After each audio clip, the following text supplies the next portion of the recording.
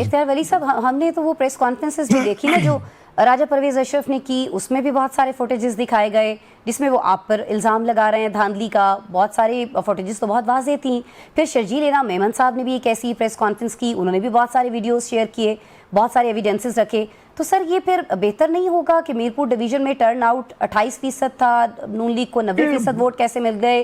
جو بلاول صاحب کہہ رہے ہیں کہ یہ ہوا ہے تو پھر 30 پولنگ اسٹیشن پر ری پولنگ کرا لیں نا، آپ یہ مطالبہ مان لیں تاکہ یہ ہیٹ کم ہو سکے سر دوسرے مرحلے سے پہلے۔ یہ مناسب نہیں ہوگا اختیار ولی صاحب؟ آپ کا کیا خیال ہے کہ الیکشن کرانا مسلم لیگ نون کا کام ہے؟ ری الیکشن کرانا یہ ہمارا کام ہے؟ تو سر اب آپ کو اعتراض تو نہیں ہے نا اگر وہ جاتے ہیں الیکشن کمیشن میں؟ یہ وہ جائیں نا، وہ جائیں، وہ وہاں سے اپروول کرائیں۔ الیکشن کمیشن بولے کہ جو پاکستان پیپلز پارٹی کے چیئرمین آنریبل زرداری صاحب، بلاول بھٹو زرداری صاحب کہہ رہے ہیں وہ درست فرما رہے ہیں تو اعلان کریں۔ لیکن اگر ایسا نہیں ہے، آپ کے پاس you don't have the sufficient evidence to do that، تو پھر تو بس آپ باقی باتیں پھر آپ زیب داستان کے لیے کر رہے ہیں۔ سر بس میں لاسٹلی آپ سے پوچھنا چاہوں گی، زیادہ وقت میں آپ کا نہیں لوں گی اختیار صاحب، صرف یہ فرما دیجیے گا کہ آزاد کشمیر ہم سبھی جانتے ہیں کہ اس وقت مشکل ترین وقت سے گزر رہا ہے کیونکہ بھارتی پروپیگنڈا بہت کیا جا رہا ہے وہاں کی سچویشن کے اوپر، حقیقت میں ویسی چیزیں کچھ ہیں نہیں جیسی بتائی جا رہی ہیں۔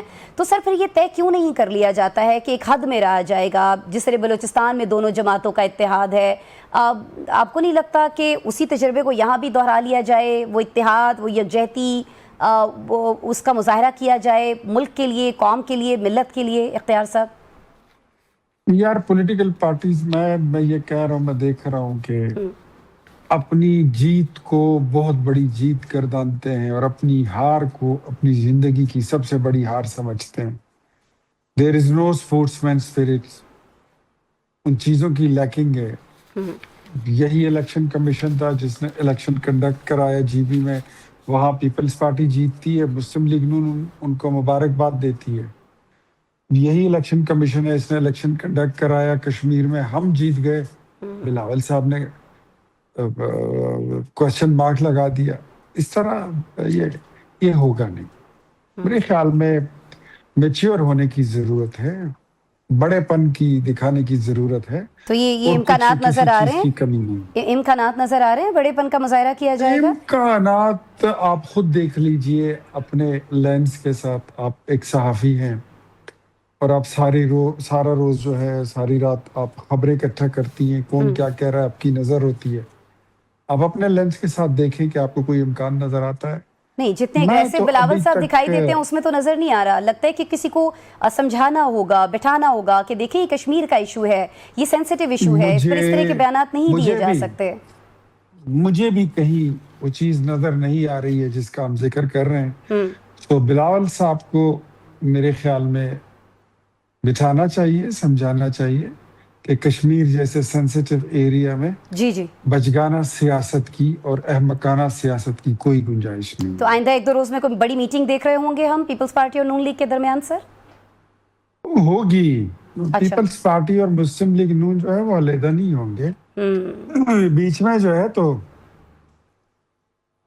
نیا موڑ آیا۔ تو یہ پھر I'm really sorry to ask this but جو نورا کشتی کہا جا رہا ہے اس کو پی ٹی آئی کی جانب سے، پھر کیا وہ صحیح ہے؟ مطلب پھر کیوں ہے یہ سب اگر ساتھ ہی بیٹھنا ہے؟ اختیار صاحب پی ٹی آئی بیچاری کیا ہے، اس کے کیا، ان کو کشتی کا کیا پتہ ہے، نورے کا کیا پتہ ہے۔ وہ بیچارے تو کرکٹ کے میدان سے نکلے تھے اور کرکٹ کے میدان میں گھس گئے ہیں، اور آج پھر وہی بات کر رہے ہیں کہ کوئی سیمی فائنل وغیرہ ہو رہا ہے، پھر فائنل ہوگا۔ یہ ہر وقت کوارٹر فائنلوں میں کھیلتے رہتے ہیں اور یہی باتیں کرتے ہیں، کمنٹری پہ ختم ہو جاتے ہیں۔ یہ پی ٹی آئی کوئی پولیٹیکل پارٹی نہیں ہے۔ میں نے آج تک پاکستان تحریک انصاف کو پولیٹیکل پارٹی نہیں سمجھتا، میں نہیں سمجھتا، وہ ہے ہی نہیں۔ وجہ کیا ہے؟ پولیٹیکل پارٹیز ایسی نہیں ہوتی ہیں جس طرح عمران خان کی پارٹی ہے۔ پولیٹیکل پارٹیز میں جو ہے ایک رکھ رکھاؤ ہوتا ہے، کوئی تہذیب ہوتی ہے، کوئی تمدن ہوتی ہے، گالی گلوچ نہیں ہوتی، وہاں پر کچھ ٹالرنس ہوتی ہے، پیشنس ہوتی ہے، ڈائلاگ ہوتی ہے۔ مجھے ان تمام چیزوں کا یہ بتائیں، ان کمپوننٹس میں کون سی چیز ہے وہاں پر؟ ہے نہیں ہے۔ میں نے تو 1990 کا اسٹوڈنٹ پالیٹکس سے میں نے شروع کیا تھا، فرسٹ ایئر سیکنڈ ایئر سے. اور اس وقت ہم اس کے بعد ہم دیکھ رہے تھے, سوچے تھے کہ یہ لوگ کہتے تھے کہ سیاست میں اسلحے کا استعمال ایک غلط چیز ہے, عدم تشدد کا فلسفہ پڑھا کرتے تھے. پھر اس کے بعد میں نے دیکھا کہ یہ لوگ جب اسلام آباد پہ دھرنے کے لیے آتے تھے تو ان کے ہاتھ میں کلاشنکوفیں ہوا کرتی تھی, بندوقیں ہوا کرتی تھی, پستول ہوا کرتی تھی, ننگی پستولیں. تو یہ پولیٹیکل پارٹی نہیں ہے, یہ تو بس وہ عمران خان ایک ایسی کلاس اٹھا کر لے آیا کہ جو بے روزگار تھے, جو غریب تھے, اور ان کو اس کے علاوہ کوئی سروکار نہیں تھا کہ مال کیسے بنانا ہے, پیسے کیسے کمانے ہیں. وہ اکثر کوئی لوگ کہتے ہیں کاکروچ پارٹی, ادھر آ گئی کاکروچ, ادھر بن رہی ہے.